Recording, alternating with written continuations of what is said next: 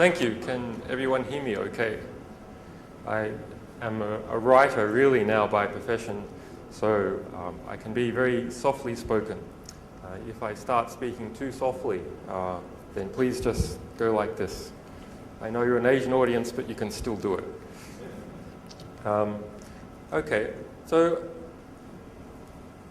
I just had this lovely introduction here, but perhaps some of you should know a little bit more about my background and why I'm involved in this. So I was a famous teenage computer hacker in Australia and a long-term activist, and I've been reading generals' emails since I was 17.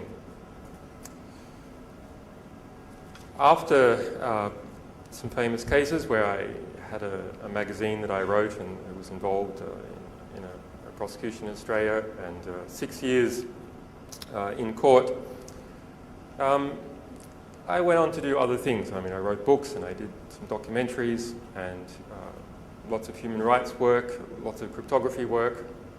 Some of you may know Strobe. So I invented parallel port scanning. If you're using Postgres, you're using my code. If you're using FreeBSD, NetBSD, or a Mac, you're using my code. But after a while, I decided I would go and do something else. And so I entered into the academy and into the ivory tower and started to do theoretical physics. And what I thought I would create was a world that was mathematically pure for myself, that had a good history, a good intellectual history, and possibly a good intellectual future. And that was in some way honest work. But what I found, being an academic, was that no part of the economy anywhere in the world is isolated, including the highest part of the ivory tower.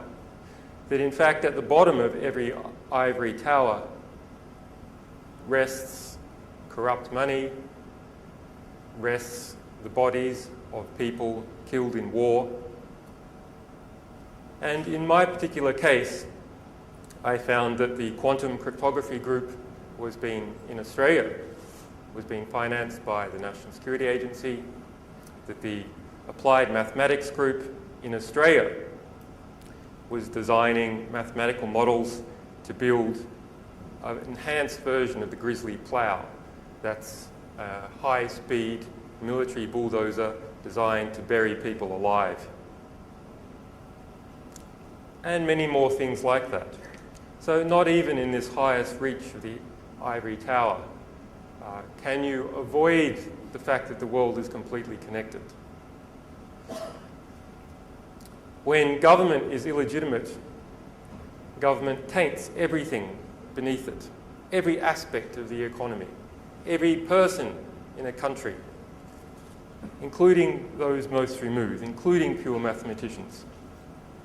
In fact, if you look on WikiLeaks, you'll see an article I wrote analysing 3,600 academic papers that had been financed overtly or covertly by the National Security Agency. Google for MDA 904, the grant code used by the Maryland Procurement Office, a cover name, a light cover name for the National Security Agency. Google for grant code MDA 903, a cover code used by the Defense Intelligence Agency, funded many, many so-called pure papers of academic research. The CIA has funded papers supposedly by anthropologists and people interested in stress, covertly to determine the most efficient way to torture people. Nowhere is free from the illegitimacy of corrupt, morally or financially corrupt government. So having discovered this, and also having many journalistic friends and activist friends, we decided to do what we could to make government and organisations more legitimate.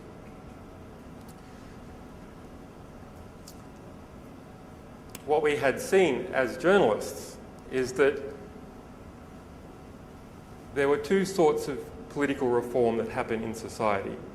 One, something that is part of a tide of change that happens because a new invention is introduced into the society, or a new form of commerce or environmental change. That seems to happen anyway, organically, and there's nothing we can do about it. And it may be positive and it may be negative. But there are other aspects of reform that don't have to happen. Sometimes they do and sometimes they don't. And those parts of reform are seeded and created by unauthorized disclosures. A good 1/3 of the front of the New York Times on any day is built out of unauthorized disclosures. You won't see it. You'll just see documents seen by the New York Times. Or you'll see a senior official speaking confidentially says something. And that's really the big driving force for political reform all across the world, is individuals who know of an unjust plan or an unjust past, revealing it to the population, so all the people in the population can decide to support or not support those people or their opponents, not just in democracies, but in all countries. So, what is WikiLeaks? Okay, the group of people, activists and journalists, cryptographers who came together, we call them Sunshine Press. We have a platform on the internet, our most famous platform, and that is called WikiLeaks. So we do something relatively simple. We want to enable information to go out to the public that is not just any information, but that it has the greatest chance of achieving political reform, positive political reform in the world. There's a lot of bits everywhere in the world. Some of those bits are special. Some of those bits can achieve something good. And the more bits there are in the world, the more the problem becomes, how do you find those bits which can change our civilization into a better state? So we look for an economic signal, a color on those bits, which is that they are restricted, that someone understands those bits, the people who created them. That's who understands them the best. And they have restricted them from the public because they understand that when that material is released, it makes it harder for them to carry out unjust plans, because those plans will be opposed.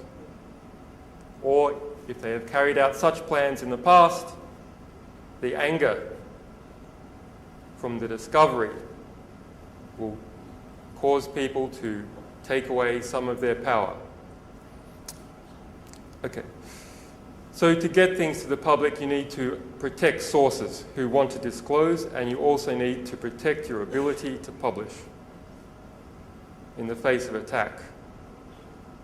And people like to say that the internet is a place of free speech. Nothing could be further from the truth. What the internet has allowed is publishers to publish cheaply. And with that vast influx of new publishers, some of those publishers are motivated to protect what they are publishing. But in general, the internet is the easiest place to censor. You can't take a paper back from a library, not very easily. But you can do it on the internet, no problem at all. You can censor commercially on the internet by driving publishers away from ISPs. So protecting publishing on the internet is not something that comes about as a product of the internet itself. It needs something extra. We don't publish everything because there's too much to